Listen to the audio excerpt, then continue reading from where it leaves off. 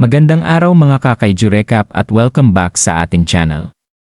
Kaiju number 8 Chapter 112.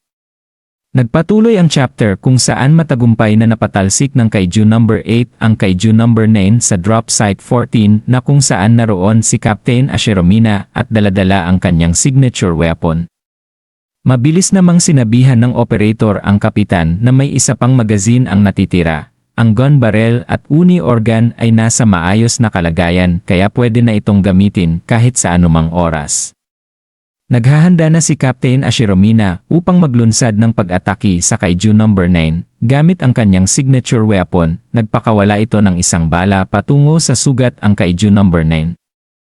Napansin naman ng halimaw ang pinakawalang atake ng kapitan at mabilis na ginamit ang kanyang depensa na nakapalibot sa kanyang buong katawan.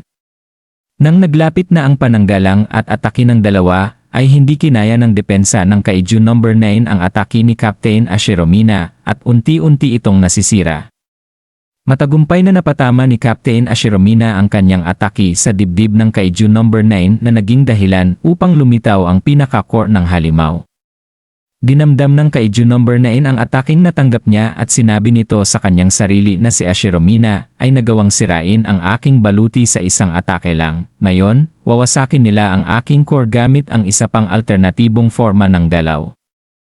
Kamangha-mangha, ngunit habang naghahandang umatake ang Kaiju number 8, ay biglang may isa pang pananggalang ang lumitaw na nakapalibot sa core ng Kaiju number 9 na ikinagulat ng ating bida na si Habino Kapka. Sinabi ng Kaiju number 8 sa kanyang isipan na mayroon pa siyang isang baluti sa kanyang core. Ang Kaiju number 9 at Kaiju number 2 ba ay may parehong abilidad na gumawa ng baluti? Sinabi ng Kaiju number 9 sa ating bida na habang lumalaban ako sa iyong mga atake, magagawa kong uling mag-regenerate, kaya mananalo ako sa ating laban. Isinaad naman ni Habino Kapka sa kanyang sarili, nakakayanin ba naming sirain ang parehong harang na mayroon siya? Wala nang silbi ang mag-alala pa, kailangan naming subukan.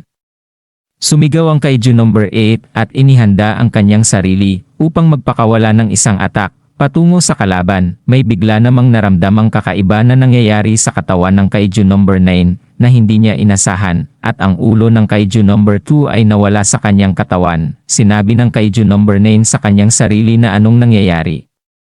Bakit nawawalan ako ng kontrol sa kapangyarihan ng Kaiju number 2? Ipinakita na ang dahilan pala ng pagkawala ng kontrol ng Kaiju number 9 sa Kaiju number 2 ay ang dating Chief Deputy na si Isao Shinomiya. Napag-alaman naman ito ng halimaw at tinanong niya ang kanyang sarili na paano niya nagagawang makapagpalabas pa ng napakaraming kapangyarihan. Ang duguan na Chief Deputy Isao Shinomiya ay sinusubukang sumanib sa katawan ng halimaw upang alisin ang abilidad ng Kaiju number 2 sa Kaiju number 9 na napagtagumpayan niya at nasira ang baluti na bumabalot sa core ng halimaw. Patuloy namang lumalapit si Habino Kapka sa Kaiju number 9 upang atakihin ito. Habang ang halimaw ay inilabas ang kanyang abilidad na nasa kanyang likuran upang maghanda rin ng isang atake patungo sa ating bida. Napakawala ng Kaiju number 9 ang kanyang atake sa harapan ng Kaiju number 8 at lumikha ito ng malakas na pagsabog. Nagpakawala namang muli ng isang pag-atake si Captain Ashiromina at pinuntirya ang mga kamay ng kanilang kalaban. Ang lahat ng kamay ng Kaiju number 9 ay naglaho at wala na itong pwedeng gamitin upang hadlangin ang mga atake ang maaaring tumama sa kanyang core. Lumitaw sa harapan ng Kaiju number 9 si Habino Kapka na nagtamo ng maraming gasgas sa ginawa na atake ng halimaw. Ngunit pinilit niya ang kanyang sarili na patuloy na harapin ito. Tumawa ang Kaiju number 8 sa kanyang harapan at yumuko ito ng bahagya upang ihanda ang kanyang natitirang alternative move sa sobrang lakas ng puwersang inilalabas ng ating bida. Ang sahig na kanyang inaapakan ay unti-unting nasisira at may mga kuryente ang lumalabas sa kanyang katawan. Inilagay ni Habino Kapka ang kanyang dalawang kamao sa kanyang likuran upang bumuelo at ang kanyang mga mata ay nanlilisik na parabang sabik itong makamit ang tagumpay at sabay sabing alternative 6 form. Bigla namang inilipat ang scene sa Kaiju number 9 at sinabi, nakahanga-hanga, ilang beses pa ba kayong mga tao na patuloy na malampasan ang aking mga inaasahan? Tuluyan ang ginamit ng Kaiju number 8 ang kanyang alternative 6 form na tinawag niyang Neo God of Thunder.